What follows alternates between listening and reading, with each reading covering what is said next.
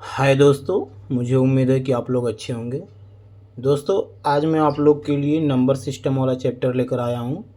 देखिए, जितना मैं आप लोग को बताऊँगा शायद ही उतना किसी वीडियो में कोई भी अध्यापक आप लोग को बताया होगा, शायद ही बताया होगा। चलिए देखते हैं नंबर सिस्टम वाला चैप्टर आज। तो नंबर सिस्टम हिंदी मीन्स होता है, उसका मतलब संख्या पद्धति। तो नंबर्स क्या होती हैं? जैसे नंबर्स तो वास्तविक संख्या और अवास्तविक संख्याएं होती हैं, वास्तविक और काल्पनिक। तो उसको हम लोग आगे पढ़ेंगे, वास्तविक और काल्पनिक। उससे पहले हम लोग जान लेते हैं कि इंडियन सिस्टम क्या होता है। इंडियन सिस्टम यानी भारतीय प्रणाली, हिंदी में बोलते हैं उसको हिंदू अरेबिक प्रणाली भी बोलते हैं। इंडियन सिस्टम को हिंदी में भारतीय प्रणाली या हिंदू अरेबिक प्रणाली भी बोलते हैं। दोस्तों, मैं आज आप लोग को इस तरह से पढ़ाऊंगा कि आप लोग को बिल्कुल क्लियर हो जाएगा, फिर दोहराने की ज़रूरत नहीं पड़ेगी। जैसे हम लोग पढ़ते हैं इकाई, दहाई, सैकड़ा, हज़ार, 10,000, लाख, 10 लाख इत्यादि, इसी तरह पढ़ते हुए जाते हैं। हम लोग अपने इंडियन सिस्टम में पढ़ लेते हैं। तो इसी प्रकार आगे चलते हैं हम लोग। तो आता है हमारा इंटरनेशनल सिस्टम। हिंदी होता है उसका अंतर्राष्ट्रीय प्रणाली। इंटरनेशनल सिस्टम का हिंदी होता है अंतर्राष्ट्रीय प्रणाली। जो अंतर्राष्ट्रीय लेवल पर मुद्राएं चलती हैं, जिस तरह से हम लोग पढ़ते हैं इकाई, दहाई, सैकड़ा, हज़ार, 10,000, 100,000, million, 10 million, 100 million, billion, 10 billion, 100 billion, ऐसे मिलियन के बाद बिलियन, बिलियन के बाद ट्रिलियन, इसी तरह हम लोग पढ़ते जाते हैं। जो मुद्राएं हम लोग इंटरनेशनल लेवल पर सुनते हैं वो इस प्रणाली में आती है। अंतर्राष्ट्रीय प्रणाली अगर कोई बात करेगा तो हम लोग मिलियन, बिलियन समझ जाएंगे। और इंडियन सिस्टम अभी मैं आप लोग को बताया, तो ऊपर इंडियन सिस्टम अभी आप लोग को बताया, तो इसमें लाख, 10 लाख, करोड़, 10 करोड़ और अब इस तरह से होता है। उसके बाद हमारा आता है रोमन सिस्टम। तो रोमन सिस्टम क्या होता है? तो रोमन सिस्टम हिंदी होता है उसका रोमन पद्धति। उसमें हम लोग अगर एक तरह का एक्स बना देते हैं तो 10 हो जाता है। उसमें अगर इस तरह से आई बना देते हैं, मतलब आई की तरह, तो इसमें 1 हो जाता है। डबल आई तो 2 हो जाता है। एल से 50 हो जाता है। सी से 100 हो जाता है। डी से एम हो जाता है। और डी से 500 हो जाता है, सॉरी, और यम से 1000 हो जाता है। तो दोस्तों, इस तरह से हम लोग मोटी मोटा याद कर लेते हैं कुछ नंबर्स को, जिनकी सहायता से हम लोग नंबर से रोमन सिस्टम लिख लेते हैं और पढ़ लेते हैं। अब कभी परीक्षा में भी आता है तो हम लोग उसको कर लेते हैं। तो दोस्तों, आई होप कि ये तीनों सिस्टम आप लोग को पता चल गया होगा। इंडियन सिस्टम पहला मैंने बताया आपको, फिर दूसरा इंटरनेशनल सिस्टम, तीसरा रोमन सिस्टम। अब उसके बाद आ जाते हैं हम लोग नंबर्स। अब देखिए संख्याओं के प्रकार। तो संख्याओं, काइंड्स ऑफ नंबर्स। देखिए नंबर्स दो प्रकार के होते हैं। There are 2 types of kinds. एक फर्स्ट होता है वास्तविक संख्याएं, दूसरा होता है अवास्तविक या काल्पनिक संख्याएं, जिसको इंग्लिश में बोलते हैं इमेजिनरी नंबर। लगभग सभी के आगे मैंने इंग्लिश लिख दिया हूँ, और अगर कभी ना समझ में आए किसी का इंग्लिश तो मुझसे पूछ लीजिएगा कमेंट करके, तो मैं बता दूंगा। अवास्तविक संख्याएं दूसरा होता है। तो संख्याओं के प्रकार में आप जान गए कि 2 प्रकार की संख्याएं होती है, वास्तविक संख्याएं और अवास्तविक संख्याएं। तो वास्तविक संख्याएं क्या होती हैं? तो वास्तविक संख्याएं ऐसी संख्याएं जिसमें परिमेय और अपरिमेय दोनों संख्याएं आती हैं, वास्तविक संख्याएं कहलाती हैं। परिमेय और अपरिमेय संख्याओं के सम्मिलित रूप को वास्तविक संख्याएं कहते हैं। जैसे कहने का मतलब करड़ी में 5, तो करड़ी में 5 अवास्तविक संख्या है, सॉरी, अपरिमेय संख्या है, अवास्तविक नहीं, अपरिमेय संख्या है। फिर करड़े में 3/4 हो गया, फिर 1/2 हो गया, 4 हो गया, 3 हो गया, पाई, फाई इत्यादि जितने भी आप नंबर्स कह सकते हैं, बोल सकते हैं, सभी वास्तविक संख्याएं होती हैं। तो इसी तर्ज पर अवास्तविक संख्याएं क्या होती हैं? तो अवास्तविक संख्याएं ऐसी संख्याएं होती हैं जिनका वैल्यू अंडर रूट में दिया हो, लेकिन अंडर रूट में देने के बावजूद भी उसमें माइनस लगा हो। अंडर रूट के अंदर अगर किसी भी नंबर्स या कोई भी संकेतांक में अगर माइनस लगा रहता है तो हम लोग उसे अवास्तविक संख्याएं यानी काल्पनिक संख्याएं कहते हैं। आई होप कि इतनी बात आप जरूर समझ गए होंगे। फिर आ जाते हैं हम लोग प्राकृतिक संख्याएं। दोस्तों, अभी परिमेय और अपरिमेय ऊपर आपको बताया मैंने, तो परिमेय और अपरिमेय अभी आगे बताऊंगा। अभी अब आ जाते हैं पहले प्राकृतिक संख्या, फिर उसके बाद बताएंगे हम आगे चल के। तो प्राकृतिक संख्या इंग्लिश होता है इसका नेचुरल नंबर, या इंग्लिश होता है काउंटिंग नंबर्स, यानी ऐसी संख्याएं जिनका प्रयोग हम गणना करने यानी काउंटिंग करने के लिए करते हैं, उसे प्राकृतिक संख्या कहते हैं। जैसे हमारा 1 2 3 4 डॉट डॉट डॉट इत्यादि इनफाइनाइट तक जितनी भी नंबर्स हम जानते हैं, एक से स्टार्ट करते हैं, जितने भी चले जाएंगे संख्याएं, सभी संख्याएं प्राकृतिक संख्याएं होती हैं। आई होप कितनी बात आप जरूर समझ गए होंगे। फिर आता है पूर्ण संख्याएं। तो पूर्ण संख्याएं इंग्लिश होता है होल नंबर्स। होल नंबर्स, यदि प्राकृतिक संख्या में शून्य को भी शामिल कर लिया जाए तो पूर्ण संख्याएं कहलाती हैं। प्राकृतिक संख्या में शून्य को भी शामिल कर लिया जाए तो पूर्ण संख्याएं कहलाती हैं। अब आ जाता है हमारा सम संख्याएं। सम संख्याएं इंग्लिश होता है इवन नंबर्स। ऐसी संख्याएं जो 2 से विभाजित हो जाती हैं सम संख्याएं कहलाती हैं, यानी 2 से कट जाती हैं। 2 4 6 8 10 इत्यादि सम संख्याएं होती हैं। तो फिर विषम संख्याएं क्या होती हैं? तो यानी इंग्लिश होता है उसका ऑड नंबर्स। तो विषम संख्याएं जो 2 से नहीं कटती हैं, यानी कहने का मतलब है 1 3 5 7 9 इत्यादि विषम संख्याएं होती हैं। डॉट डॉट डॉट ऐसे 11 13 15 विषम संख्याएं होती हैं। यानी कहने का मतलब है कि सम संख्या रहेगा तो 2 से विभाजित होगा, विषम संख्या रहेगा तो 2 से विभाजित नहीं होगा। इस तरह से हम लोग विषम संख्या ज्ञात कर लेते हैं। यदि सबसे छोटी विषम संख्या पूछे तो आपका 1 होता है, सबसे छोटी विषम संख्या 1। इसी में लोगों को कन्फ्यूजन हो जाता है कि विषम संख्या क्या होती है। फिर उसके आगे हमारा आता है भाज्य संख्याएं या यौगिक संख्याएं। इंग्लिश होता है उसका कंपाउंड नंबर या कंपोजिट नंबर। तो भाज्य संख्याएं या यौगिक संख्याएं क्या होती है? तो भाज्य संख्याएं ऐसी संख्या जिसके 2 या 2 से अधिक गुणनखंड होते हैं, भाज्य संख्याएं कहलाती है। 2 या 2 से अधिक रहेंगे। जैसे सबसे छोटी भाज्य संख्या 4 होती है हमारी, इससे छोटी कोई भी भाज्य संख्या नहीं होती, क्योंकि 4 का हम गुणनखंड करेंगे तो एक से भी कटेगा, 4 से भी कटेगा और 2 से भी कटेगा। तो इसका मतलब इसके 3 गुणनखंड हो गए, 1 हो गया, 2 हो गया और खुद 4 हो गया। तो हमने कहा 2 या 2 से अधिक, 2 से अधिक, एक और स्वयं को छोड़ करके, या इस तरह से भी परिभाषा बोल सकते हैं, ऐसी संख्या जो एक और स्वयं को छोड़ करके किसी और अन्य संख्या से भी कटे तो भाज्य संख्या या यौगिक संख्या कहलाती है। ये सटीक परिभाषा रहेगा। ऐसी संख्या जो एक और स्वयं को छोड़ करके किसी अन्य भी संख्या से कटे भाज्य संख्या कहलाती है। आई होप कितनी बात आप जरूर समझ गए होंगे। इसी तरह 9 भी एक भाज्य संख्या है, क्योंकि 1 से भी कटेगा, 9 से भी कटेगा और 3 से भी कटता है। फिर उसके बाद हमारा आ जाता है अभाज्य संख्या। इंग्लिश होता है प्राइम नंबर। इंग्लिश होता है इसका प्राइम नंबर। तो अभाज्य संख्या या इसको रूढ़ संख्याएं भी बोलते हैं। तो ऐसी संख्या जो एक और स्वयं के सिवाय किसी और अन्य संख्या से न कटे, यानी सिर्फ 1 से कटेगा या तो स्वयं से कटेगा, या तो 1 से कटेगा या तो स्वयं से कटेगा, वही अभाज्य संख्या कहलाता है या रूढ़ संख्या कहलाता है। और भाज्य संख्या क्या कहलाता है? अभी जो ऊपर हमने बताया, 1 से और स्वयं को छोड़ करके किसी और अन्य संख्या से भी कटेगा तो भाज्य संख्या कहलाएगा। और अभाज्य में क्या होगा कि 1 और स्वयं से कटेगा, किसी अन्य संख्या से नहीं कटेगा। आई होप कि ये बात आपको क्लियर हो गई होगी। आज के बाद दोस्तों आपको दोहराने की भी ज़रूरत नहीं पड़ेगी। तो सह अभाज्य संख्या क्या कहलाती है? इंग्लिश होता है को प्राइम नंबर।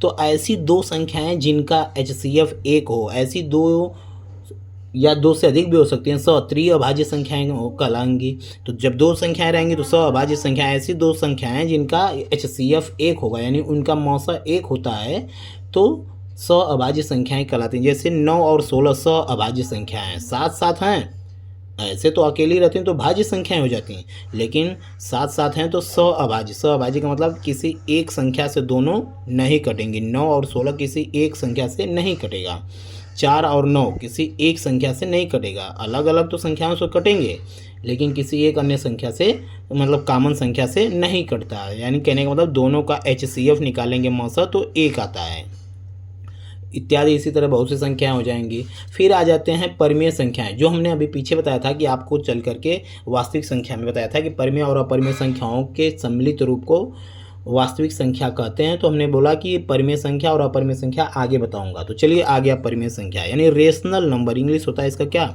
Rational number. ऐसी संख्या जो P/Q यानी अंश और हर के रूप में लिखी जाती हैं परिमेय संख्याएं कहलाती हैं। परिमेय संख्या जहां Q is not equal to 0, यानी हर का मान 0 के बराबर नहीं होना चाहिए। जैसे कहने का मतलब है 3/4, 1/2 या 4.5 भी हो सकता है, या नंबर्स बस केवल हो सकते हैं, यानी 1 2 3 4 इत्यादि भी हो सकते हैं। यानी 1 2 3 आप सोच रहे हैं कि ये कैसे परिमेय संख्या हो, तो हम उसके हर में 1 तो लिख सकते हैं अपने से। जितनी भी प्राकृतिक संख्याएं होती हैं सभी परिमेय संख्याएं हो सकती हैं, यानी होती हैं।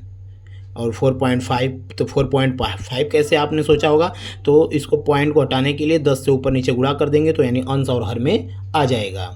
परिमेय संख्याएं आई होप कितनी क्लियर हो गई होंगी। फिर आता है उसके बाद अपरिमेय संख्या यानी irrational number. Irrational number English होता है तो क्या होती हैं परिमेय संख्याएं? ऐसी संख्याएं जो अंडर रूट में दिया हो जिसकी वैल्यू अंडर रूट से बाहर न निकल पाए, अपरिमेय संख्या कहलाती हैं। और हाँ, इसी के साथ साथ संकेतांक भी होते हैं कुछ, पाई हो गया, फाई हो गया, साई हो गया, त्रिशूल की तरह जो बनता है साई हो गया, थीटा हो गया हमारा। इस तरह से अपरिमेय संख्याएं होती हैं, यानी अंडर रूट से उसकी वैल्यू न निकल पाए बाहर, अपरिमेय संख्या होती है। अगर कड़ी में 4 दे दे, पूछे कि ये क्या है, परिमेय कि अपरिमेय, तो ये परिमेय हो गया, क्योंकि कड़ी में 4 की वैल्यू बाहर निकल जाती है, कड़ी से हो जाती है 2, 2 परिमेय संख्या हो गया। अभी हमने बताया कि जितनी भी प्राकृतिक संख्या होती है परिमेय संख्याएं होती हैं। फिर उसके आगे आते हैं हम लोग।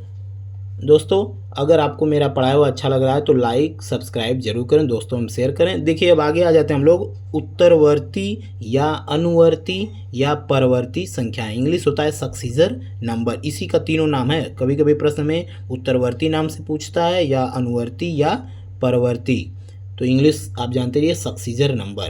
तो 11 का अनुवर्ती, तो उत्तरवर्ती या अनुवर्ती या परवर्ती क्या होता है? ऐसी संख्याएं जिनमें एक हम जोड़ करके प्राप्त कर लेते हैं। जैसे पूछेगा सवाल में कि 11 या 10 या 20 कुछ भी नंबर्स, कोई भी नंबर से दे दे, बोलेगा उसका अनुवर्ती बताइए। तो अगर हमने 11 ले लिया एग्जाम्पल में, तो उसमें 1 ऐड कर देंगे तो 11 का अनुवर्ती क्या हो जाएगा?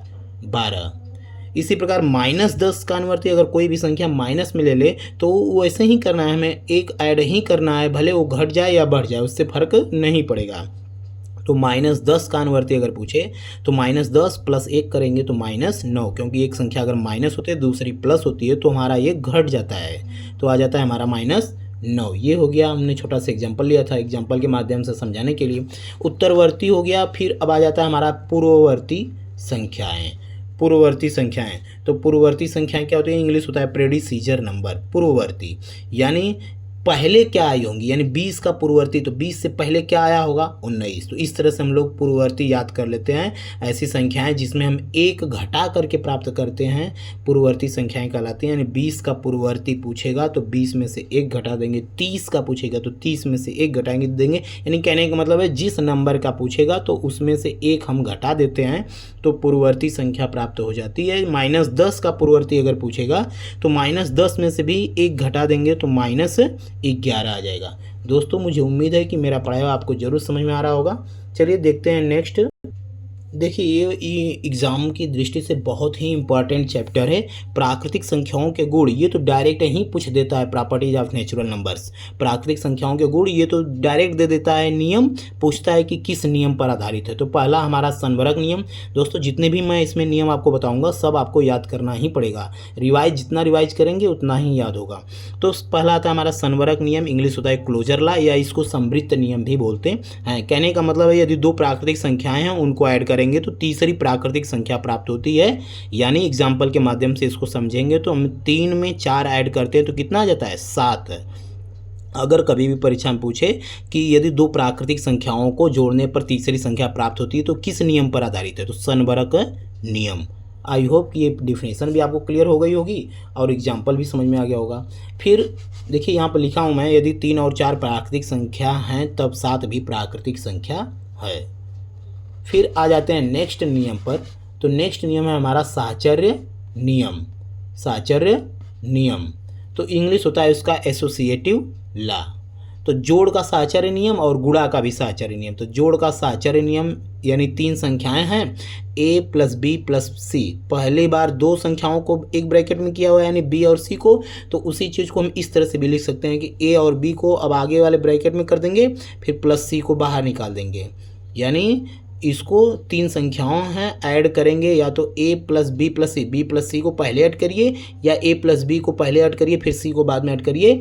तो इस तरह से अगर नियम पर आधारित कोई भी सवाल आ जाएगा, यानी कहने का मतलब 3 + 4 + 5 इस तरह से आ जाए और पूछे कि 3 + 4 अब पहली बार जोड़ा जाए फिर बाद में 5 को जोड़ा जाए तो इस तरह का नियम इस तरह से हो जाता है। तो किस नियम पर आधारित है? तो ये जोड़ का साहचर्य नियम है। किसका नियम है? जोड़ का साहचर्य नियम। इसी प्रकार a गुणे b गुणे c यदि तीनों संख्याओं का आपस में मल्टीप्लाई हो रहा है तो पहले बाद में की दो संख्याओं का हो रहा है तो अब आगे भी दो संख्याओं का पहले कर लेंगे फिर बाद में तीसरी संख्या का करेंगे तो उतना ही मल्टीप्लाई आता है। यानी इन्हीं संख्याओं को 3 गुणे 4 गुणे 5 पहले करिए, 4 गुणे 5 को ब्रैकेट वाले को पहले सॉल्व करते हैं ना, फिर या 3 गुणे 4 पहले कर लीजिए फिर बाद में 5 को करेंगे तो आंसर उतना ही आता है। तो ये किस नियम पर आधारित है? यानी जोड़ भी नहीं बदल रहा है, गुणा भी नहीं बदल रहा है। तो जोड़ का साहचर्य नियम और गुणा का साहचर्य नियम ये साहचर्य नियम पर आधारित है।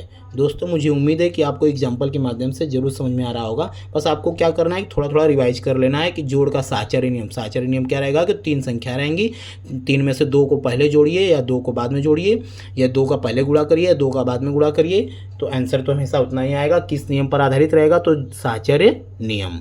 फिर अगला आता है हमारा क्रम विनिमय नियम। इंग्लिश होता है कम्यूटेटिव लॉ, क्रम विनिमय नियम। तो जोड़ का क्रम विनिमय नियम और गुणा का क्रम विनिमय नियम। जो पहला हमने बताया समवर्ग नियम a + b = c, तो उसमें गुणा का भी समवर्ग नियम हो सकता है a × b = c, तीसरी संख्या आएंगी। तो जोड़ का क्रम विनिमय नियम और गुणा का भी क्रम विनिमय नियम। तो जोड़ का क्रम विनिमय नियम क्या होता है कि a + b करिए चाहे b + a करिए, यानी 3 में 4 जोड़िए चाहे 4 में 3 जोड़िए या 4 में 5 जोड़िए चाहे 5 में 4 जोड़िए, यानी जोड़ को उलट भी देंगे यानी 3 आगे करिए चाहे 4 आगे करिए तो कोई फर्क नहीं पड़ेगा। तो ये किस नियम पर आधारित रहेगा? तो जोड़ का क्रम विनिमय नियम। इसी तरह अगर गुणा में भी करें 3 गुणे 4 करिए चाहे 4 गुणे 3 करिए, 3 4 कहाँ से आ रहा है हम ऐसे एग्जाम्पल लेके आपको समझा रहे हैं, कोई भी नंबर से लेकर के आप समझ सकते हैं।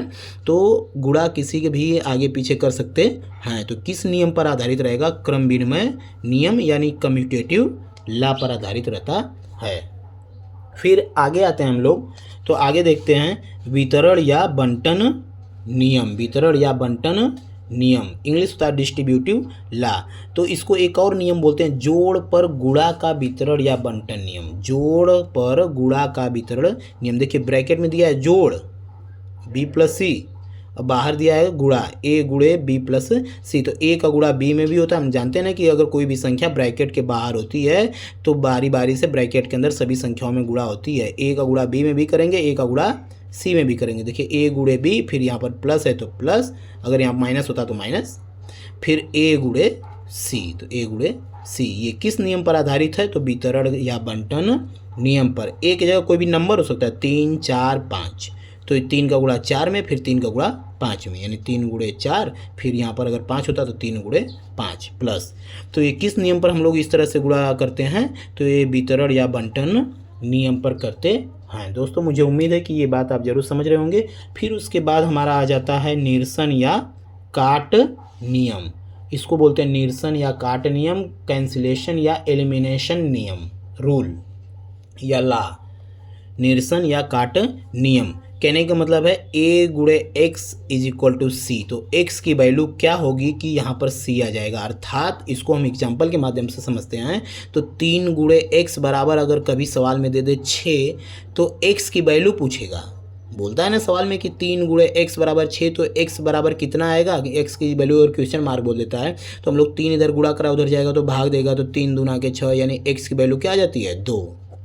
तो जो x की वैल्यू हम प्राप्त कर लेते हैं वही पूछता है x बराबर कितना। तो ये किस नियम पर हम लोग करते हैं? निरसन या काट नियम पर करते हैं। ये कौन सा नियम है? निरसन या काट नियम पर। आई होप कि ये बात आप जरूर समझ रहे होंगे। दोस्तों मुझे उम्मीद है कि इतना अच्छा तो कोई पढ़ाया ही नहीं होगा और एक वीडियो में इतना मटेरियल कोई नहीं देता होगा।